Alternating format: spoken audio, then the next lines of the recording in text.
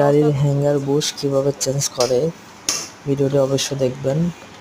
এটা হচ্ছে গাড়ির হ্যাঙ্গার বুশ। গাড়িটি অনেক বেশি সাউন্ড করলে সাসপেনশনে কাজ করানো হচ্ছে। তো এটা লেদে নিয়ে কাজ করাচ্ছে, দেখতে পাচ্ছেন। বুশটি খারাপ হয়ে গেছে, তো নতুন বুশ লাগানো হবে।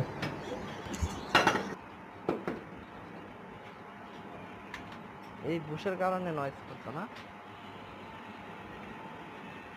কাম করার নাই যে আমরা নেওয়ার পরে করছিলাম।